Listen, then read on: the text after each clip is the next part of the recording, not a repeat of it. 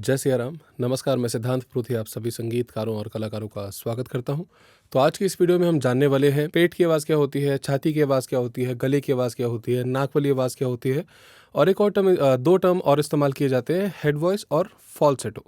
तो अब देखिए कि ये सारी की सारी चीज़ें क्या है और ये एक इतना इम्पॉर्टेंट टॉपिक है कि सभी लोग कहीं ना कहीं इसमें बहुत ही ज़्यादा फंसे हुए रहते हैं, बहुत ज़्यादा कंफ्यूज रहते हैं कि किस आवाज़ में गाएं, किस आवाज़ में ना गाएं।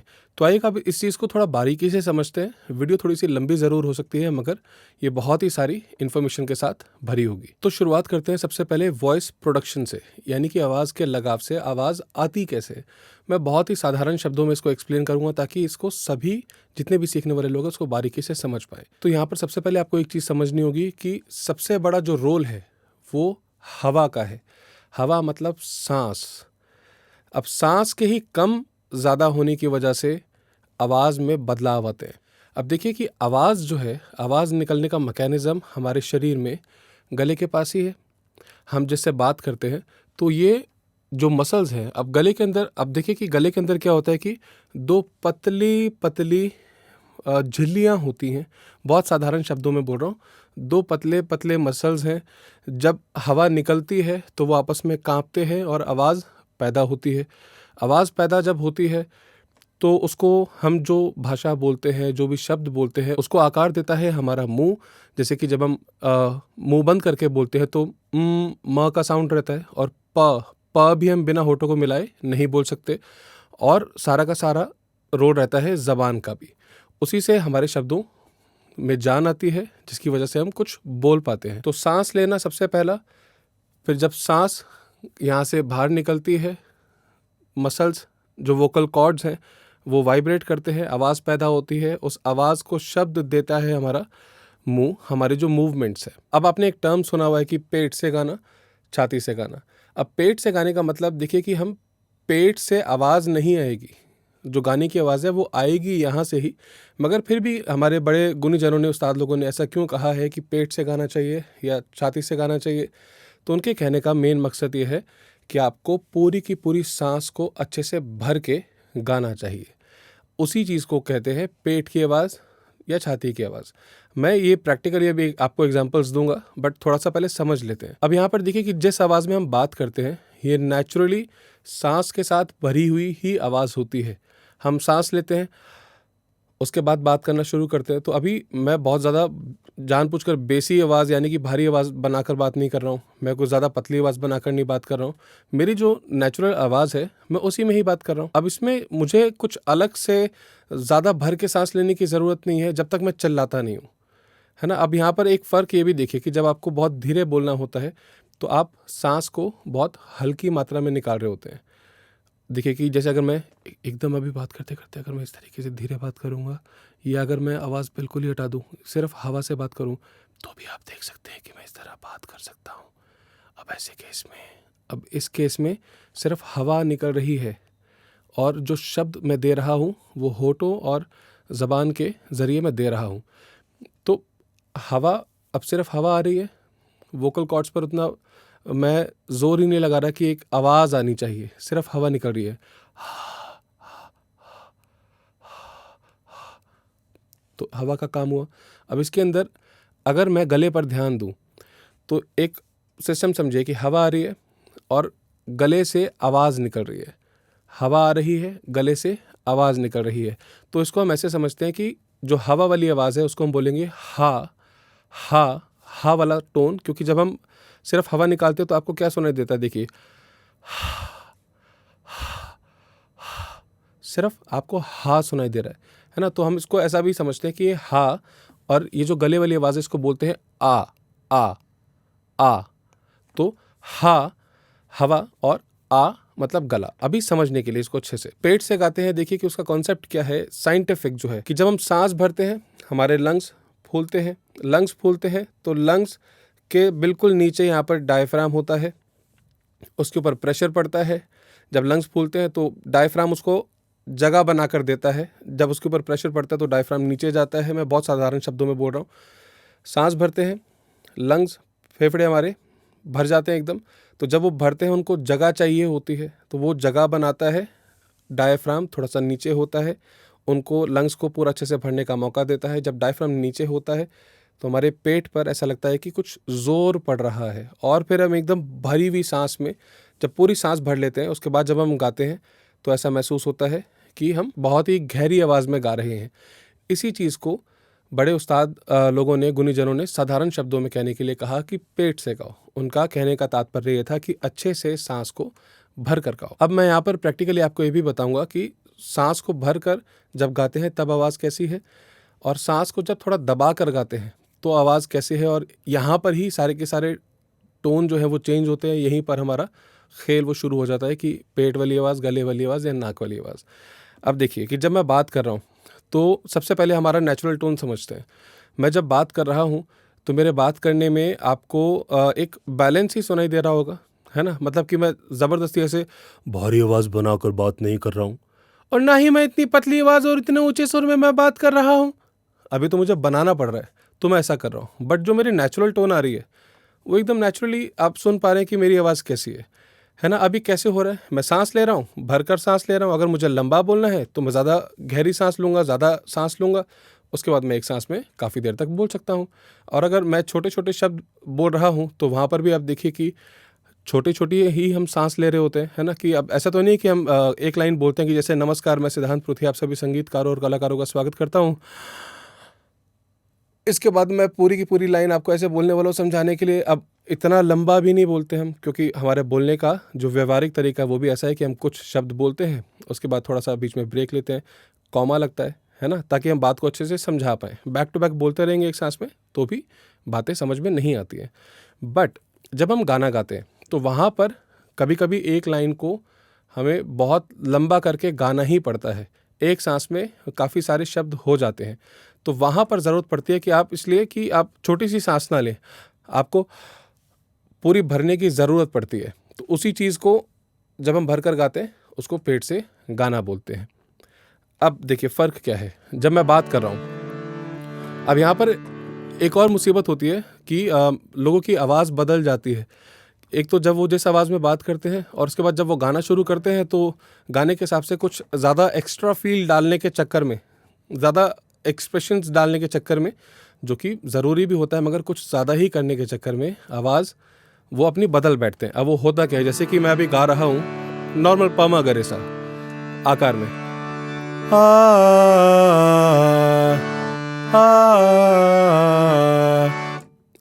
अब मैं जिस आवाज़ में बात कर रहा हूँ मैं उसी आवाज़ में गा रहा हूँ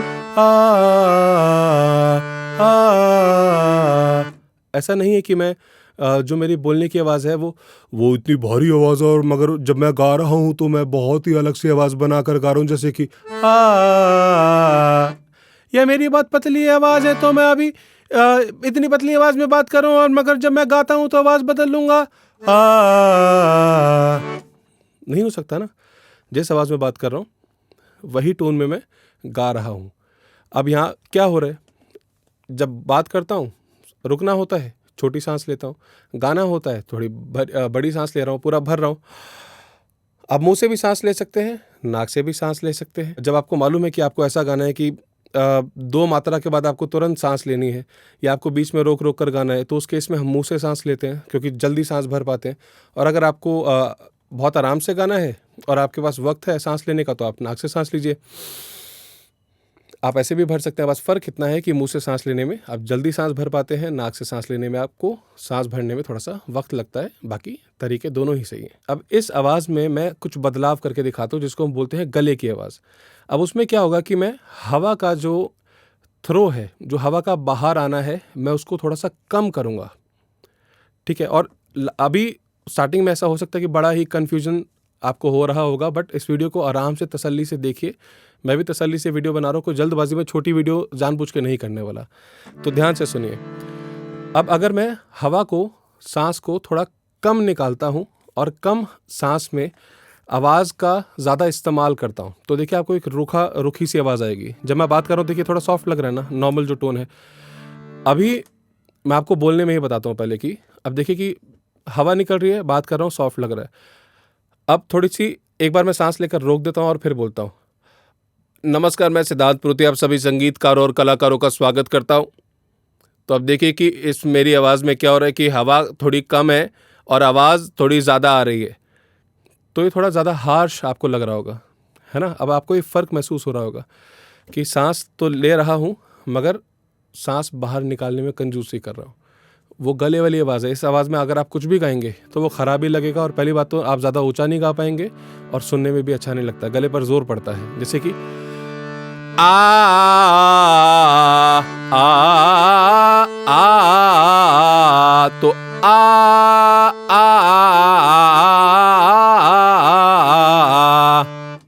कितना ख़राब है। इसमें तो सुर में गाना भी बड़ा मुश्किल काम है। और अगर मैं नेचुरल रखूँ तो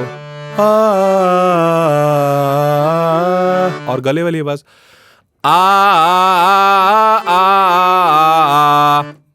फ़र्क आपको पता लग रहा है कि जब मैं सांस भरकर आराम से हवा को निकाल रहा हूँ आवाज़ के साथ एक बैलेंस्ड वे में, तो मेरी आवाज़ सही आ रही है, वही अंदर से गाना है, पेट से गाना है। मगर जब मैं हवा का जो थ्रो है, जो हवा बाहर आ रही है, उसको मैं कम कर रहा हूँ, दबा रहा हूँ और गले पर ज़्यादा जोर दे रहा हूँ, तो आवाज़ भी सुनने में थोड़ी कर्कश लग रही है और सुनने में बिल्कुल भी अच्छी नहीं लग रही है। अब यहाँ इसको आप कैसे प्रैक्टिस कर सकते हैं, लास्ट में सब बताऊँगा। बस अभी हम अलग अलग टोन समझ रहे हैं कि पेट वाली आवाज़ क्या है, गले वाली आवाज़ क्या है। अब तीसरी आती है नाक वाली आवाज़। नाक वाली आवाज़ बड़ी सिंपल सी है कि अब देखिए कैसे शिफ्ट होगी। छाती की आवाज़ गले वाली आवाज़ नाक वाली आवाज़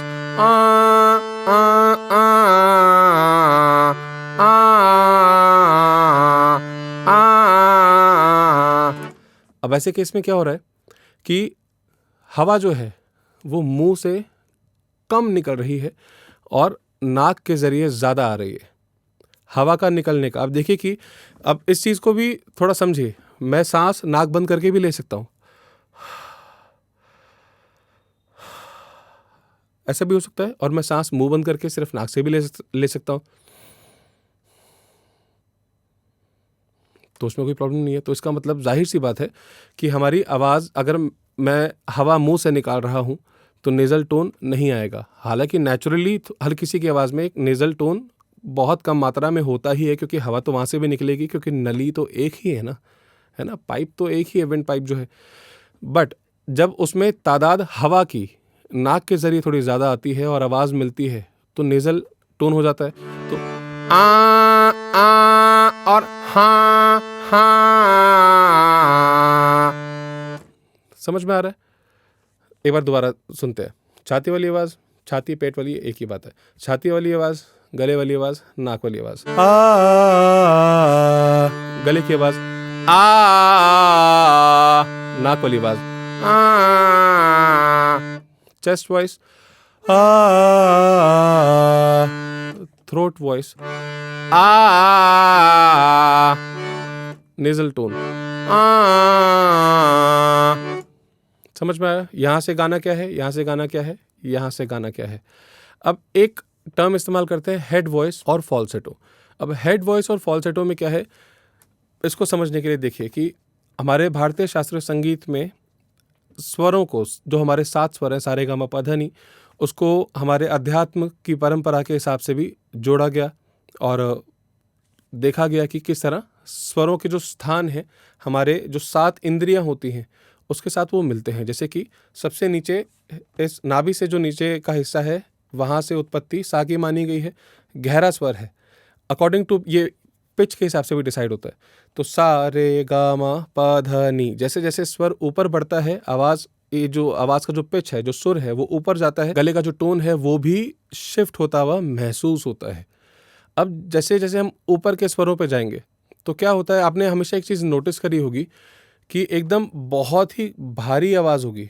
जैसे कि बहुत जब आपने गाना सुना है, जब आप कोई भी गाना सुनते हैं जिसके अंदर बहुत ज़्यादा बेस है, तो आप देखते हैं ना कि वो बेस हमें सुनाई नहीं देता, वो बेस हमें फील हो रहा होता है, जिसकी वजह से हमारी बॉडी भी कांपना शुरू हो जाती है। जो भारी फ्रीक्वेंसीज होती हैं वो हमारे शरीर में भी कंपन लेकर आती हैं। उसके बाद जो मिड फ्रीक्वेंसीज होती हैं, यानी कि जो मध्य सप्तक के स्वर हैं, वो यहाँ ही रहते हैं, उससे ज़्यादा हमको तकलीफ़ नहीं होती है। ना वो ज़्यादा दिमाग पर हमारे जोर डाल रहे होते हैं, यानी उनकी जो आवाज़ है वो ना हमारे दिमाग में चुभ रही होती है और ना ही वो ज़्यादा भारी भरकम आवाज़ लग रही होती है। वो एक मध्य सप्तक में नॉर्मल लगती है। मगर जब हम ऊंचा गाते हैं तो जो ऊपर के जो स्वर हैं, कभी कभी आपने सुना होगा कि जो बहुत शार्प साउंड्स होते हैं, शार्प फ्रीक्वेंसीज होती हैं, वो सुनने के बाद ऐसा लगता है कि यहाँ सर में दर्द होना शुरू हो गया, और हम बोलते हैं ना कि यार कानों में और सर में आवाज़ बड़ी तेज़ लग रही है, तो वो ऊंची फ्रीक्वेंसीज होती हैं। अब ऊपर की फ्रीक्वेंसीज को सही तरीके से गाने के लिए हमारी आवाज़ नेचुरली ऐसा लगता है कि वो हेड में शिफ्ट हो गई है, क्योंकि उसका जो जोर है, उन फ्रीक्वेंसीज का जोर है, वो सीधा दिमाग पर इस हिस्से में पड़ना शुरू हो जाता है, जिसकी वजह से हम बोलते हैं कि वो हेड वॉइस है। अब उसको बस, हाँ, एक गाने का तरीका भी है कि आपको ऊपर चिल्लाना नहीं होता है, आपको गाना होता है, और चिल्लाने और गाने में बहुत ज़्यादा अंतर होता है। फॉर एग्जाम्पल, जैसे कि अभी मैं मंद्र सप्तक, मध्य सप्तक और तार सप्तक में जाता हूँ, आकार गाते हुए आपको फर्क महसूस होगा।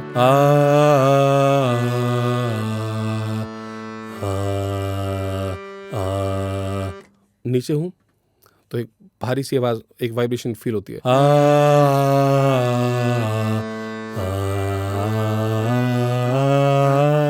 जब मध्य सप्तक में वापस आ रहा हूँ तो नॉर्मल है।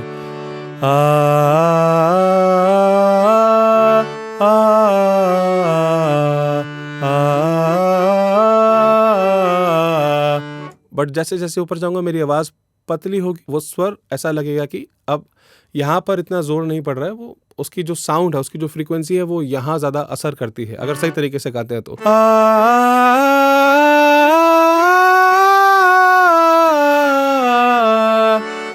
अब इसी चीज़ को अगर मैं चिल्ला कर गाऊं तो यहाँ पर ज़्यादा जोर पड़ेगा।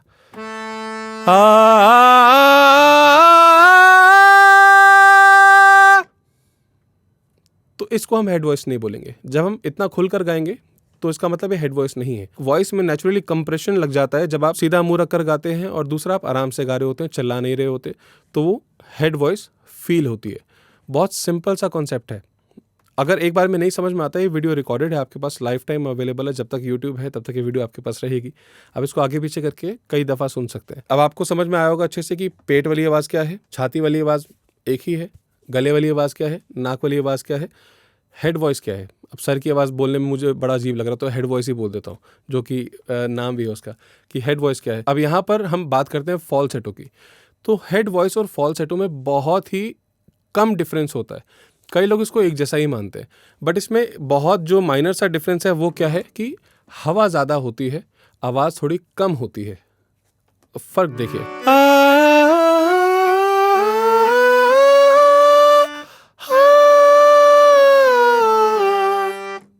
अब इसमें क्या था कि हवा ज़्यादा है, एकदम बारीक सी आवाज़ हो गई है, आवाज़ कम, हवा ज़्यादा, फॉल्सेटो। ठीक है। अब मैंने आपको शुरुआत में एक चीज़ बोली थी कि हम दो तरीके से समझते हैं, एक हा, जिसको हम हवा बोल रहे हैं, हवा, और आ। हा वाला टोन यानी कि हवा वाला, आ मतलब गला वाला। अब इसको बैलेंस्ड तरीके से जब आप बाहर निकालते हैं, आपकी वॉइस नेचुरल होती है, ना ज़्यादा हवा ना ही ज़्यादा आवाज़, एकदम बराबर मात्रा में बाहर निकलेगी तो आपका सही वॉइस प्रोडक्शन होगा। छाती वाली आवाज़,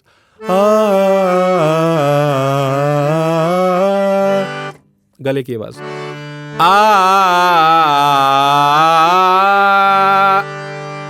नाक वाली आवाज़,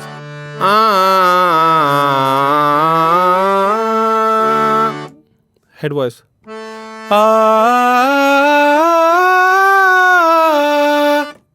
फॉल्सेटो। अब यहाँ पर आपको किस आवाज़ में रियाज करना है और जब आप गाना गाते हैं आपको किस आवाज़ में गाना चाहिए, एक ये भी सवाल होता है। तो देखिए कि लास्ट में इतना सब कुछ समझाने के बाद में मैं आपको बोलता हूँ कि इन सभी चीज़ों का इस्तेमाल होता है जब आप गाना गाते हैं। अलग अलग अंदाज के जो गाने हैं, वो उन गानों के अंदर भी क्या शब्द आ रहा है, क्या इमोशन आप डालना चाहते हैं और किस तरह की कहानी आप क्या दर्शाना चाहते हैं अपने गाने के ज़रिए, वहाँ पर उस रिक्वायरमेंट के हिसाब से हम आवाज़ को इस्तेमाल करते हैं। ये सारे के सारे जो चीज़ें हैं, ये कितना बड़ा खूबसूरत तोहफ़ा दिया है भगवान ने हमें कि हम इतने सारे वेरिएशंस कर सकते हैं, और इन्हीं सबको बोलते हैं वॉइस मॉड्यूलेशन। आवाज़ का बदलना, ज़रूरत के हिसाब से कभी भारी कर लेना, कभी पतली आवाज़ करना, हेड वॉइस में शिफ्ट हो जाना, फॉल्सेटो में जाना, थोड़ा नेज़ल भी ऐड करना, कभी गले की आवाज़ भी बहुत यूज़ होती है, सिर्फ गले वाली आवाज़, या कभी चेस्ट वॉइस, स्टमक वॉइस, सब इस्तेमाल होती है, सबका मिश्रण होता है जब हम एक ओवरऑल गाना गाते हैं। और ये गाना मतलब लाइट म्यूज़िक की मैं बात कर रहा हूँ। बट उसके अलावा अगर हम क्लासिकल की बात करें तो वहाँ पर चेस्ट वॉइस सबसे ज़्यादा इस्तेमाल होती है। और जब हम हायर रेंज पर जाते हैं तो वहाँ पर भी चेस्ट वॉइस का एक लाउडर वर्जन होता है, खुल कर गाया जाता है, ज़्यादा हेड वॉइस में गाते नहीं हैं। कुछ दिग्गज हमारे पंडित उस्ताद लोग, कुछ गाने वाले ऐसे भी हुए हैं जो कि ऊपर जब जाते हैं तो हेड वॉइस में ही वो गाते हैं, बहुत ज़्यादा खुलकर नहीं गाते। और क्योंकि एक्चुअली में एक सर्टन रेंज के बाद आप बहुत ज़्यादा आवाज़ को खोल कर गाएंगे तो आवाज़ का जो टोन है वो एकदम फट जाएगा, वो एकदम फटी सी आवाज़ सुनाई देगी। तो उसको अच्छे तरीके से बैलेंस करने के लिए वो हेड वॉइस में शिफ्ट हो जाते हैं। और जब सही तरीके से करते हैं तो ये सब हमें करना नहीं पड़ता है, ये खुद ब खुद हो जाता है। कई लोगों के साथ हो जाता है, कई लोगों को बहुत तकलीफ होती है। उन्हीं सब लोगों के लिए ये मैं इतनी लंबी चौड़ी वीडियो बना रहा हूँ और समझा रहा हूँ। तो ये हुआ हमारा सारा का सारा कॉन्सेप्ट। अब आपके साथ एग्जैक्टली क्या दिक्कत है वो अब आप जानते हैं, उसको वो आवाज़ कैसे निकाली जा सकती है ये मैंने इस वीडियो में बताया। और आप मुझे नीचे कमेंट करके बताइएगा कि इसके अलावा आपके जहन के अंदर, आपके मन में कोई सवाल या कुछ डाउट है, आप लोग कुछ पूछना चाहें तो आप नीचे कमेंट कर बताइए। और साथ ही साथ में आप किस किस टॉपिक पर चाहते हैं कि मैं वीडियोज़ बनाऊँ आप सबके लिए बारीकियों के साथ, वो भी आप नीचे कमेंट करके बताइए। और अगर आपको लगता है कि मैंने कोई पॉइंट मिस कर दिया है तो मुझे भी करेक्ट करने के लिए आप नीचे आप ज़रूर कमेंट में मुझे बताइए, तो मैं आने वाली वीडियोज़ में उन सब पॉइंट्स का ख्याल रखूँगा। तो आज के लिए इतना ही। इस वीडियो को ख़त्म करने से पहले मैं बताना चाहूँगा कि मैं 5 साल से लाइव ऑनलाइन रियाज सेशंस लेता हुआ आ रहा हूँ। ये हर महीने लाइव होते हैं, मैं लाइव आता हूँ, रिकॉर्डेड वीडियोस नहीं होती हैं, मैं लाइव आता हूँ। और हम लोग मिलकर बहुत कुछ सीखते हैं। अपना जो भी मैंने संगीत अपने गुरुओं से सीखा है वो हम आपस में बांटते हैं, उसको रियाज़ करते हैं। महीने में 10 दिन ये लाइव रियाज सेशंस होते हैं और 2-2 घंटे के सेशंस होते हैं। आप अगर इन सेशन में जुड़ना चाहते हैं, इनके बारे में कोई भी आप डिटेल्स जानना चाहते हैं तो स्क्रीन पर आप एक नंबर देख रहे हैं, मैं एक बार आपके लिए दोहरा भी देता हूँ, 9953107615। इस नंबर पर आप सिर्फ और सिर्फ व्हाट्सएप मैसेज करें, कॉल मत कीजिएगा, सिर्फ व्हाट्सएप मैसेज करें। मेरी टीम मेरी तरफ से आपको ज़रूर रिप्लाई देगी। और जो भी जानकारी आपको लेनी हो क्लासेस से रिलेटेड वो आप वहाँ पर पता कर सकते हैं। सो आई होप ये वीडियो भी आपके लिए काफ़ी हेल्पफुल रही होगी। सो इस वीडियो को भी आप ज़रूर लाइक करें, शेयर करें, कमेंट करें और हाँ, सब्सक्राइब करना बिल्कुल भी मत भूलिएगा इस चैनल को। All the very best all of you. Thank you so much. नमस्कार। जय सिया राम।